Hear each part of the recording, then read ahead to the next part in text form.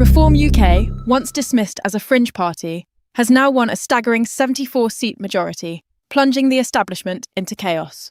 The mood across the country is electric. Crowds are gathering outside Buckingham Palace, chanting for change, demanding answers, and celebrating what they're calling a new dawn for Britain. This isn't politics, as usual. This is a total political collapse, and at the centre of it all stands Nigel Farage. Once a political outsider, now the most powerful man in the country. The map of Britain has turned turquoise. The old parties are in ruins, and millions of voters who felt ignored, betrayed, and silenced are finally being heard. But what comes next might be even more shocking.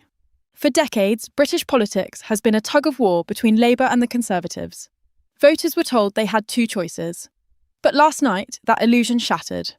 As the results rolled in, the disbelief on every major network was clear. Pundits struggled to explain it. Politicians scrambled to rewrite their talking points. But no one could deny what was happening. The people of Britain had rejected both Labour and the Tories in a way that's never been seen before. Reform UK didn't just gain seats. They crushed long-standing majorities in traditional strongholds.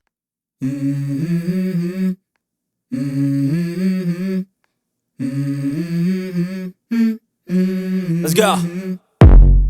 I wake up to a little bit of drool on my pillow, feel like it's gonna be a bad day. Yeah, I'm tired of shit, and the coffee ain't hit yet, damn, ain't that great. I don't wanna go to work, cause my boss is a jerk, and I'm not even that paid.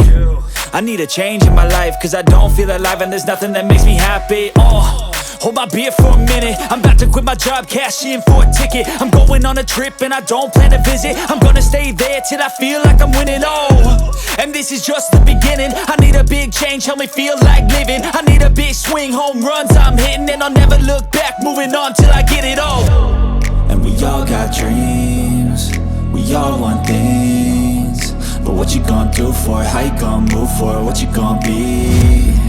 And do you believe you can do anything?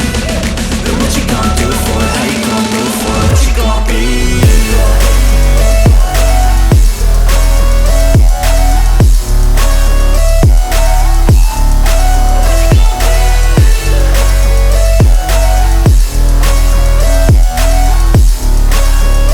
Let's go!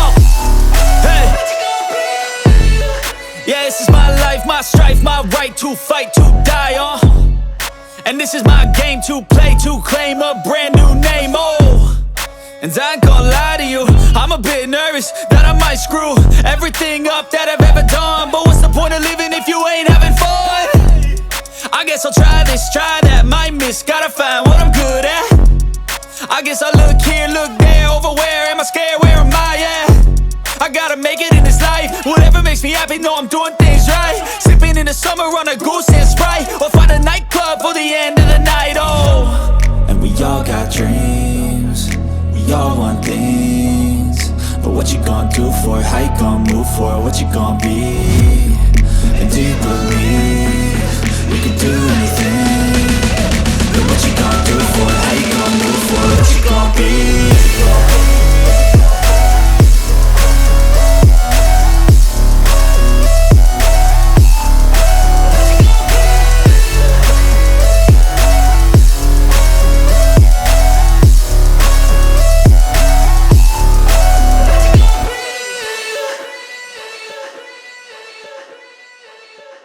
Just a political upset. It's a revolution that turned Farage from the man who led Brexit to the man who now leads Britain. And this wasn't a fluke. This was years in the making, years of being ignored, ridiculed, and banned from mainstream platforms. And now, those same platforms are scrambling to understand how the man they tried to silence just rewrote the rules of British politics.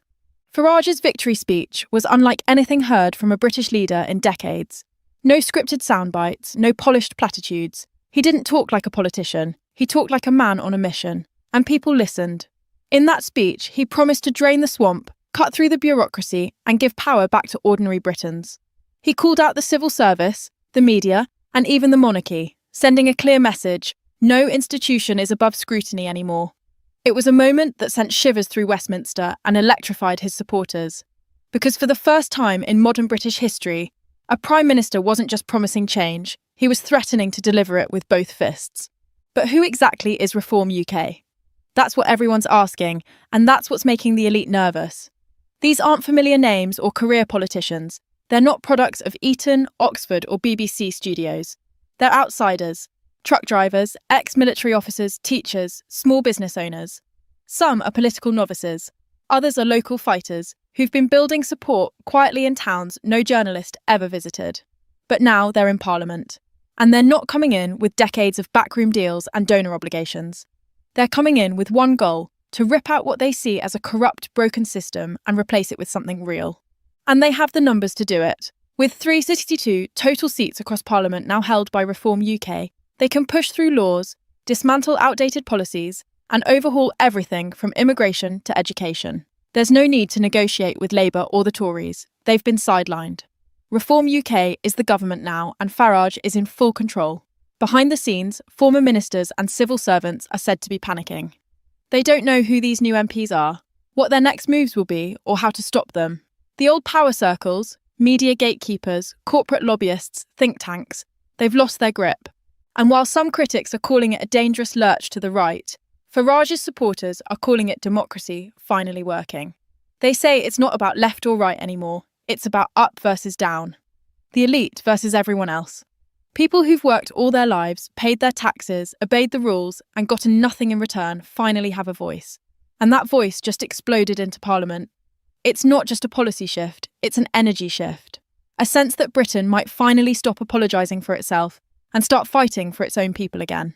There's already talk of emergency meetings inside the palace, where even the king is said to be watching developments with concern. Because this isn't just a government shift, it's a cultural reckoning. For decades, the UK's direction was guided by globalist thinking, open borders, foreign priorities. But now, a party built on national identity, personal freedom, and law and order is in power, and they're not asking for permission to make changes. They're already starting. Farage has hinted at immediate reforms: deportation laws, a full audit of foreign aid, a restructuring of the BC, and stricter control over immigration. And more than anything, he's promised to investigate what he calls the betrayal of the British people by previous governments. That means public inquiries, that means accountability, that means names. The old order is crumbling, and for the first time in generations, a new one is being built, not in smoke-filled rooms, but out in the open, by the people who've had enough of being ignored. The atmosphere inside Westminster is unlike anything Britain has ever seen. It's not just defeat, it's devastation.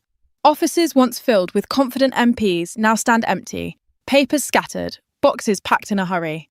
Some didn't even return after the results came in. Parliament Hill looks like a political ghost town. Veteran politicians who spent decades climbing the ladder are now out of work. Their careers ended in a single brutal election. Night. And it's not just backbenchers. Party leaders, shadow ministers, and even senior cabinet figures were booted out by furious voters. Labour HQ is reportedly in meltdown. The Tories, shell-shocked. This isn't just a bad election, it's a total collapse of Britain's traditional political structure. Inside those panicked party meetings, there's one burning question. How did it happen so fast? How did Farage, a man written off by nearly every newspaper and broadcaster, seize control of the country? And more importantly, how did the people they ignored for so long come together with such power and precision? Some party insiders are pointing fingers at each other. Others are calling for immediate resignations. There's talk of splitting the parties, rebranding, even forming entirely new political movements just to survive. But none of it matters, not now. Because as of this moment, Reform UK doesn't just hold power. They hold a mandate. A furious, frustrated and focused mandate from millions of Britons who want change now. Not in 5 years, not after another committee. Right now. The fear among the elite isn't just about Reform's policies, it's about their unpredictability. The system is built on predictability. Parties take turns, lobbyists whisper behind closed doors, and the media frames the narrative. But Reform UK doesn't play by those rules. They're not asking for approval from the BBC, The Guardian, or even The Times. They're communicating directly with the people, on social media, through town halls, and live broadcasts that bypass traditional filters. This terrifies the gatekeepers of Britain's political system, because for the first time, they don't control the message. And without that control, they can't shape reality. Reform UK is shaping it for them. Behind the scenes, emergency meetings are being held not just in Westminster, but across boardrooms and embassies. International leaders are watching closely. EU officials, American diplomats, and global financial institutions are reportedly deeply concerned about the sudden shift in British leadership. The pound has fluctuated, markets are jittery, but Reform UK isn't flinching. In fact, Farage has already issued a calm response. We're not here to please global markets. We're here to serve the British people. It's a message that plays well in working-class communities, but it's sending shockwaves through international corridors of power. The King is also said to be paying close attention. While remaining officially neutral, palace insiders are quietly preparing for an unstable few months ahead. Some sources even suggest that senior royals are in talks with constitutional advisors about what to do if Parliament turns ungovernable. Others whisper of more dramatic scenarios, like the possibility of royal intervention or accelerated reforms to the monarchy's own role. Because when a political order crumbles this fast, every institution starts looking over its shoulder. And the media? They're scrambling to regain control of the narrative. Morning shows are filled with confused analysts trying to walk back months of dismissive coverage. The same outlets that ignored Reform UK are now desperately trying to profile its members, many of whom refuse to give interviews to outlets they see as complicit in Britain's decline. The BBC is being openly challenged by Reform spokespeople who accuse it of bias, manipulation and censorship. Some Reform MPs have even called for defunding or restructuring the broadcaster altogether, and their supporters agree. After all, why should taxpayers fund a media system that spent years mocking their concerns? Meanwhile, Labour and Conservative supporters are stunned. Many feel politically homeless. Some are angry, some confused, others quietly admitting that maybe, just maybe, they missed what was happening outside their political bubble. There are scenes of protest and counter-protest in city centres. In London, crowds have gathered both in celebration and in fear. Placards wave with slogans like "Reform is revolution" and "This is not my Britain." But the truth is, this is Britain now, and no one in power was prepared for it. The halls of Parliament may still look the same, but everything inside them has changed. A tidal wave of public rage has swept away the old guard, and what's left behind is a question that hangs heavy over every institution: the disenfranchised, the far right, the populists. But now they're not background noise, they're the majority, and this time they didn't just shout, they voted. They didn't riot, they organised. They didn't beg for change, they took it. One voter in Wales put it best: "This isn't a protest vote, this is payback." People like him have watched for years as their taxes went up, services went down, and politicians lectured them about things that didn't matter to their daily lives. They watched as working-class communities were blamed for problems they didn't create, while the elites in Westminster and media studios told them to be quiet and fall in line. This election was their answer, and it was deafening. In parts of London, there's confusion, anger. Some are calling the result dangerous. Some say it's a step backward. But outside the capital, the feeling is very different. There, it's not about left or right. It's about real life. It's about being able to afford rent, being able to get a doctor's appointment, being able to walk home safely at night. Reform UK promised that those issues would come first again. And people believed them, not because of flashy campaigns or slick TV ads, but because they were saying what everyone else was afraid to say. That's what makes this moment so explosive. The old rules of politics said, play it safe, speak carefully, appeal to the middle. Farage tore up that rulebook. He didn't tiptoe around controversial topics. He dove straight in: immigration, crime, national pride, government waste, media corruption. The issues that dominated the conversations in homes, taxis, barbershops and pubs, but were never allowed in Parliament, until now. And the people he brought with him? They're not what the establishment expected. Reform's MPs include ex-soldiers who fought in Afghanistan, nurses who worked through the COVID crisis, builders who run their own companies, mums who've been living off food banks. Many don't even have political training, but they've lived the lives their constituents are living, and that's what matters now. One newly elected MP from Lincolnshire, a former lorry driver, said, "I'm not here to be liked in the press. I'm here to fight for people like my dad, who worked his whole life and died waiting for cancer treatment that never came." These are not careerists. They are people with scars, real ones. They don't owe favours to donors or party machines, and their voters know that. That's why, for the first time in a long time, the British public feels they have a direct line into power. And they're not wasting it. Reform's Victory Hotline has received over 100,000 calls and messages in 24 hours.